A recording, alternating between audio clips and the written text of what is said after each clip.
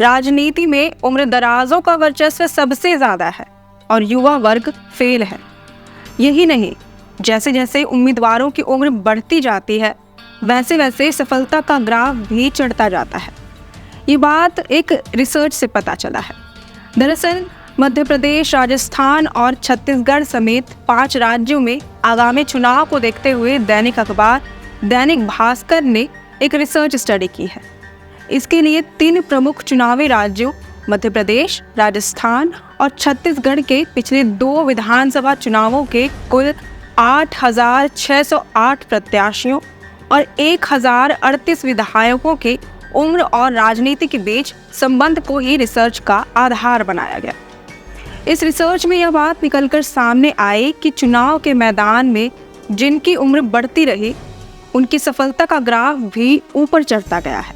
सबूत के तौर पर पिछले 2 चुनावों में इन 3 राज्यों में सबसे ज़्यादा यानी 2600 के करीब उम्मीदवार 41 से 50 एज ग्रुप के रहे, मगर पिछले 10 सालों में यहाँ कुल 1,038 विधायकों में 51 से लेकर 60 साल वाले विधायकों की संख्या सबसे ज़्यादा रही।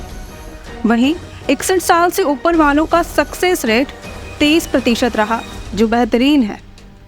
वहीं युवाओं की बात करें जिनकी उम्र 25 से लेकर 30 वर्ष तक की रही, तो कुल 1,059 प्रत्याशी चुनावी मैदान में उतरे, मगर जीत केवल 23 लोगों पे भी हासिल हो सकी। इस रिसर्च में अलग अलग एज ग्रुप वाले प्रत्याशियों की संख्या के आधार पर जीत का भी आंकड़ा दिया गया है, मगर हम आपको शॉर्ट में इसे बताने की कोशिश कर रहे हैं।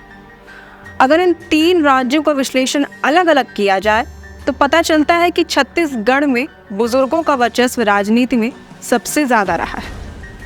आंकड़ों की माने तो पिछले विधानसभा चुनाव में 61 साल से ऊपर के 121 प्रत्याशी मैदान में उतरे थे, जिनमें से 20 लोगों ने जीत हासिल की, यानी इनकी सफलता का दर 17% रहा, जो सबसे अधिक है। अगर इसे संख्या में तब्दील किया जाए तो कुल 90 विधायकों में 51 से लेकर 60 साल वाले सबसे ज़्यादा यानी 31 थे, जबकि कुल 1,256 प्रत्याशियों में से 41 से 50 एज ग्रुप वाले सबसे अधिक यानी 393 थे। साल 2013 में भी ट्रेंड कुछ ऐसा ही रहा। अब आते हैं मध्य प्रदेश पर। इस राज्य में फिलहाल 51 से 60 की आयु वाले विधायक सबसे ज़्यादा है, जिनकी संख्या 92 है। वहीं सबसे कम विधायक 25 से 40 की आयु वाले लोग हैं, जिनकी संख्या मात्र 37 है। वहीं अगर हम राजस्थान की बात करें तो साल 2018 के चुनाव में 41 से लेकर 50 एज ग्रुप वाले प्रत्याशियों की ही संख्या सबसे ज़्यादा थी, मगर विधायक जब चुन करके आए तो पता चला कि 51 से लेकर 60 एज ग्रुप वाले लोगों की संख्या ही सबसे ज़्यादा है। साल 2013 के चुनाव में भी ट्रेंड कुछ ऐसा ही था। यानी कुल मिलाकर ये कहा जा सकता है कि इन 3 राज्यों की राजनीति में बुजुर्गों ने अपना पैर जमा रखा है। जनता को शायद उनका प्रतिनिधि एक अनुभवी और उम्रदराज व्यक्ति ही पसंद आता हो।